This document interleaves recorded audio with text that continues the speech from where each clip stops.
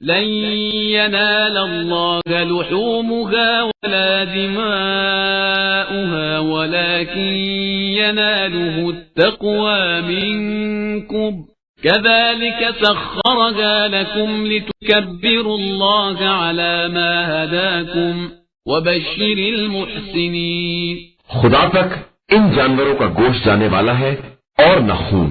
اس کی بارگاہ میں صرف تمہارا تقوی جاتا ہے. اور اسی طرح ہم نے ان جانوروں کو تمہارا تابع بنا دیا ہے کہ خدا کی دی ہوئی ہدایت پر اس کی کبریائی کا اعلان کرو اور نیک عمل کرنے والوں کو بشارت دے دو. بسم اللہ الرحمن الرحیم. الحمدللہ رب العالمین وصلی اللہ علی محمد وآلہ الطاہرین.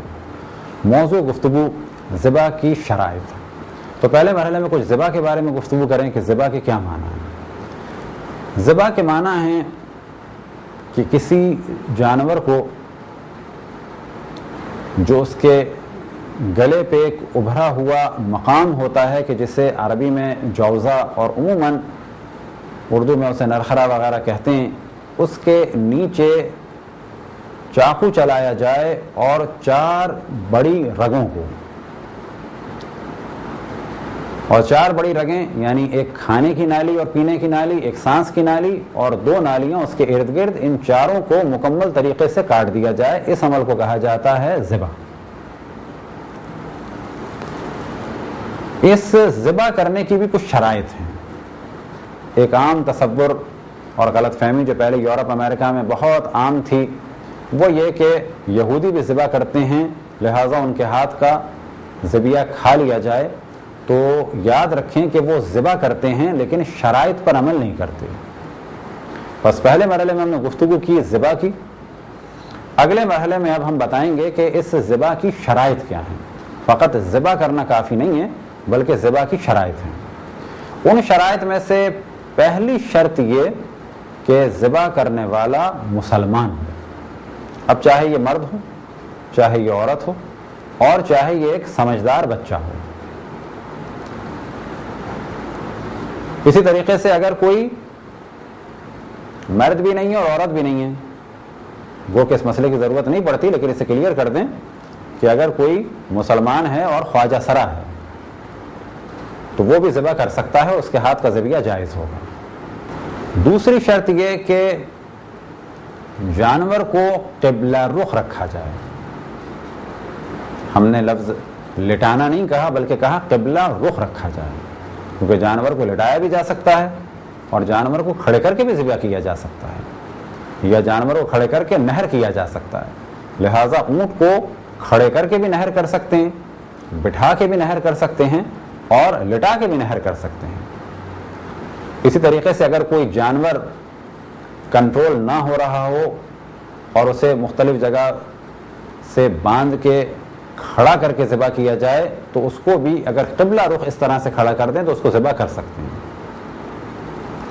لیکن اگر جانور کو لٹا کے ذبح کیا جا رہا ہے تو فرض کریں کہ یہ جانور ہے اور یہ اس کا سر ہے اور سامنے قبلہ ہے، تو جانور کو اس طرح سے گرانا ہے کہ اس کا یہ دھڑ قبلے کی جانب رہے. بس یہ فرض کریں اس کی ٹانگیں ہیں، ان کو اگر باندھ دیا یا موڑ دیا اس جانب یا اس جانب یا اس طرح سے کسی بھی جانب، تو یہ دھڑ اگر اس کا قبلے کی جانب ہے تو اسے کہا جائے گا یہ جانور قبلہ رخ ہے. اب اگر گلے کو، گردن کو اس طرح سے اوپر کی جانب کیا تو بھی یہ جانور قبلہ رخ مانا جائے گا. یہ سر اس جانب ہو تو بھی ذبح صحیح ہے اور یہ سر اگر اس جانب ہو تو بھی جانور کا ذبح کیا جانا صحیح ہے. بس دوسری شرط یہ ہے کہ جانور قبلہ رخ ہو. تیسری شرط یہ کہ جب جانور کو ذبح کیا جا رہا ہو تو اللہ سبحانہ و تعالی کا نام لیا جائے. اب یہ نام لینا بسم اللہ یا یہ کہ بسم اللہ الرحمن الرحیم یا اللہ اکبر یا لا الہ الا اللہ، ان میں سے کسی بھی جملے کے بعد جانور کو ذبح کیا جائے تو جانور حلال ہوگا. لیکن اگر جان بوجھ کے بسم اللہ یا اللہ سبحانہ و تعالیٰ کا نام نہ لیا جائے تو جانور نجس ہوگا، مردار ہوگا، اس کا کھانا، اس کا کھلانا یا اس کا بیچنا حرام ہوگا. اسی طریقے سے شرط ہے کہ آخر وقت تک یعنی مکمل 4 رگیں کٹنے تک اللہ سبحانہ و تعالیٰ کے نام پر باقی رہا جائے. کیا مراد؟ یعنی ایسا نہیں کہ بسم اللہ پڑھی، ابھی ذبح کرنا شروع کیا تو پھر کسی اور کے نام پہ ذبح کر دیا، پھر یہ جانور حرام ہو جائے گا. ہاں ایک دفعہ آپ نے بسم اللہ کہہ دیا، اب اس کے بعد خاموش ہو گئے، 4 رگوں کو آپ نے کاٹا تو یہ جانور حلال ہوگا، کیوں کہا جائے گا کہ یہ ذبح ہوا ہے اللہ سبحانہ و تعالیٰ کے نام پر اور اسی نام پر باقی رہتے ہوئے 4 رگوں کو کاٹا. اسی طریقے سے نام عربی میں ہو، یعنی بسم اللہ ان دا نیم آف گاڈ، یا پروردگار کے نام سے، یا کسی اور زبان میں اگر ترجمہ کیا جائے تو کافی نہیں ہے. بسم اللہ الرحمن الرحیم یا اللہ اکبر یا لا الہ الا اللہ کہا جائے. اسی طرح سے شرط ہے کہ یہ بسم اللہ ذبح کرنے کی نیت سے کہا ہو. فرض کریں کہ ہمارے ہاتھ میں چھری تھی، جانور کو ذبح کرنا چاہ رہے تھے، کسی نے ہم سے کہا کہ آپ چائے پیجئے، ہم نے کہا بسم اللہ بسم اللہ اور چھری چلا دی، تو یہ بسم اللہ ہمیں کہنی ہے ذبح کرنے کے لیے. اس بسم اللہ کے معنی کیا ہے؟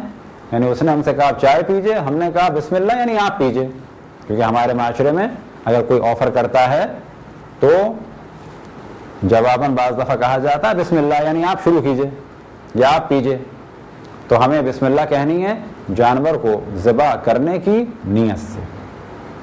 چوتھی شرط کہ جس کی جانب عموماً مراجع الزام توجہ دیتے ہیں اور اکثر مراجع الزام احتیاط فرماتے ہیں، وہ یہ کہ چاقو خالص لوہے کا ہو.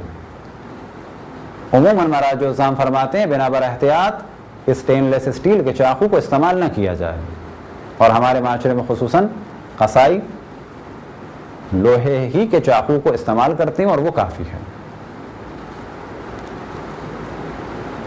5ویں شرط کہ جس کا تعلق ہے ایک ایسے جانور سے کہ فرض کریں ایک جانور کہیں بلندی سے گر گیا یا ایکسیڈنٹ ہو گیا، اب ہم اس کو ذبح کرنا چاہتے ہیں تو ایک شرط ہے. وہ شرط کیا ہے؟ وہ شرط یہ ہے کہ جب 4 رگیں کٹ جائیں تو اس کے بعد یہ کچھ حرکت کرے. تو اس شرط کا تعلق ہے در حقیقت اس چیز سے کہ ذبح صحیح ہونے کی اور صحیح ذبیحہ ہونے کی شرائط میں سے ایک شرط یہ ہے کہ یہ 4 رگیں کٹی ہوں اس عالم میں کہ جب جانور زندہ ہو. بس اگر ہم صحیح سالم جانور کو ذبح کر رہے ہیں تو یہ شرط تو اس میں پہلے ہی ہے کہ وہ زندہ ہے، لیکن اگر یہ جانور کا ایکسیڈنٹ ہو گیا یا بلندی سے گر گیا اور اب ہم اسے ذبح کر رہے ہیں تو وہاں پر یہ شرط ضروری ہے کہ ہم یہ دیکھیں کہ جب ہم نے 4 رگیں اس کی کاٹ دی تھیں تو کیا اس کے بعد اس کی آنکھوں نے کوئی حرکت کی، اس کی دم ہلی، اس کی ٹانگ ہلی یا نہیں ہلی. بس اگر اس نے ہلکی سی ٹانگ ہلائی یا دم ہلی یا آنکھ ہلی یا منہ کھولا یا بند کیا تو کہا جائے گا کہ یہ جانور زندگی میں ذبح ہوا ہے اور ذبیحہ کے حکم میں ہے، یعنی پاک ہے اور کھانا اور کھلانا جائز ہے. لیکن اگر اس نے حرکت نہیں کی تو یہ جانور مردار ہے اور کھانا اور کھلانا اور بیچنا حرام ہوگا.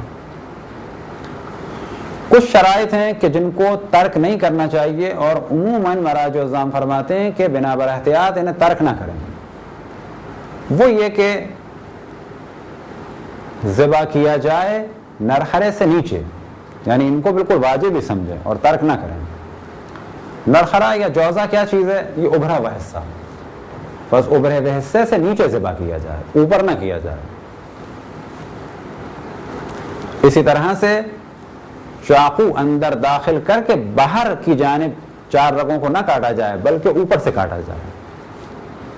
اسی طرح سے احتیاط ہے کہ پیچھے کی جانب سے نہ کاٹا جائے. اسی طرح سے احتیاط ہے کہ جب تک دم نہ نکل جائے اس وقت تک سر کو جدا نہ کیا جائے جان بوجھ کے، لیکن اگر غلطی سے ایسا ہو جائے تو جانور حرام نہیں ہوتا ہے. لیکن یہ بھی بالکل واجب سمجھتے ہوئے کام کریں کہ جانور کی گردن کو جان بوجھ کے الگ نہ کریں. اور اسی طرح سے احتیاط ہے کہ حرام مغز کو، حرام مغز کیا ہے؟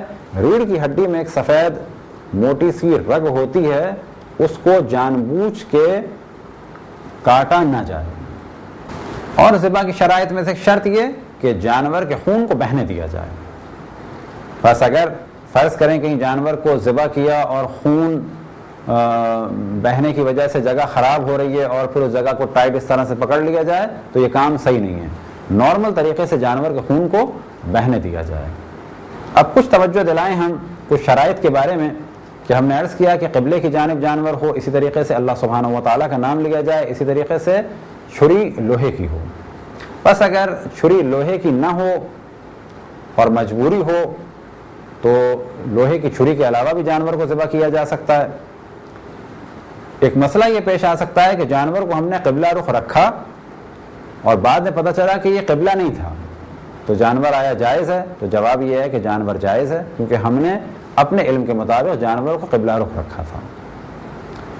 ایک مسئلہ یہ پیش آ سکتا ہے کہ جانور کو ہم نے قبلہ رخ رکھا اور جانور نے اس طرح سے ہاتھ پاؤں مارنا شروع کیے کہ ہم اور مختلف لوگ حواس باختہ ہو گئے اور چھری چلنا شروع ہو گئی تھی, اور اس دوران بے اختیار وہ ہٹ گیا اور ہماری توجہ نہیں رہی اور وہ قبلے سے ہٹ گیا, تو ایسی صورت میں بھی جانور حلال ہے.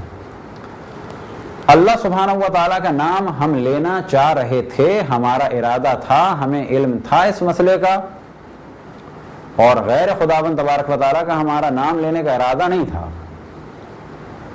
لیکن ذبح کرتے وقت بھول گئے یا گھبرا گئے, تو ایسی صورت میں بھی جانور حلال ہے. اسی طرح سے اگر کوئی شخص لا الہ الا اللہ محمد رسول اللہ کہہ دے تو اس کی نیت تھی اللہ سبحانہ و تعالیٰ کا نام لینے کی, تو جانور بالکل صحیح ہے. محمد رسول اللہ اس کی زبان سے نکل گیا تو کوئی حرج نہیں ہے, کیونکہ اللہ سبحانہ و تعالیٰ کا نام لینے کے ذریعے سے ذبح صحیح ہو گیا.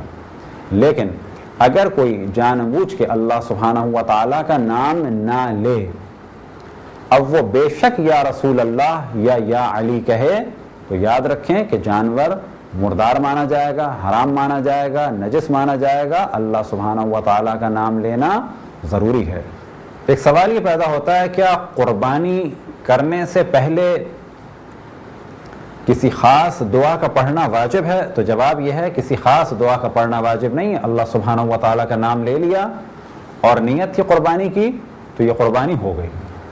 لیکن بہتر ہے کہ ایک دعا کو پڑھا جائے کہ جو مفاتیح الجنان میں بھی ہے اور ساتھ ہی تحفۃ العوام اور دیگر کتابوں میں بھی موجود ہے.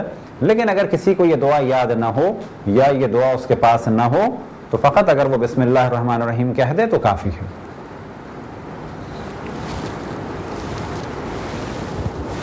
وہ دعا یہ ہے, وجہت وجہی للذی فطر السماوات والارض حنیفا مسلما وما انا من المشرکین ان صلاتی ونسکی ومحیای ومماتی للہ رب العالمین لا شریک لہ وبذلک امرت وانا من المسلمین اللہم منک ولک اللہم وتقبل منی.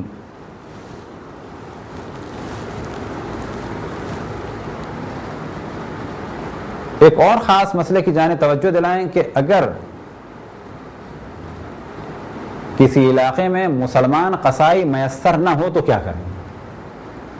یہ مسئلہ عید قربان سے بھی ریلیٹڈ ہے اور ساتھ ہی عام دنوں میں بھی ذبح سے اس کا تعلق ہے, تو وہ کیا کریں. تو حل یہ ہے کہ کھال اتارنے والا یا بوٹیاں بنانے والا بے شک مسلمان نہ ہو, کوئی فرق نہیں پڑتا. ذبح کرنا, اور ذبح کے کیا معنی ہے جو ہم نے پہلے بیان کی ہے, 4 رگوں کو کاٹنا, یعنی کھانے کی اور پینے کی نالی, سانس کی نالی اور ارد گرد کی 2 بڑی نالیوں کو کاٹنے والا مسلمان ہو. بس اگر آپ جانور کو خود اپنے ہاتھ سے ذبح کر دیں اور کھال اتارنے کا کام اور بوٹی بنانے کا کام کوئی اور کر لے تو کوئی حرج نہیں ہے. اور پھر اس جانب توجہ دلائیں کہ ذبح کرنے کی شرائط میں سے شرط یہ ہے کہ ذبح کرنے والا مسلمان ہو. بس بعض دفعہ دیکھنے میں آتا ہے کہ غیر مسلم حضرات پیسہ کمانے کے لیے عید قربان کے ایام میں گھوم رہے ہوتے ہیں, تو اس مشکل سے بچنے کے لیے گو کہ اگر آپ کو معلوم نہ چلے تو کوئی حرج نہیں ہے, لیکن کوشش کریں کہ ذبح کے مسائل سے آشنا ہوں اور خود اپنے ہاتھ سے جانور کو ذبح کریں, یعنی 4 رگوں کو کاٹیں. اسی طریقے سے جانور کو کوئی بھی پکڑ لے, چھری چلانے کا کام اور اللہ سبحانہ و تعالیٰ کا نام لینے کا کام آپ خود اپنے ہاتھ سے انجام دیں. وصلی اللہ علی محمد وآلہ الطاہرین.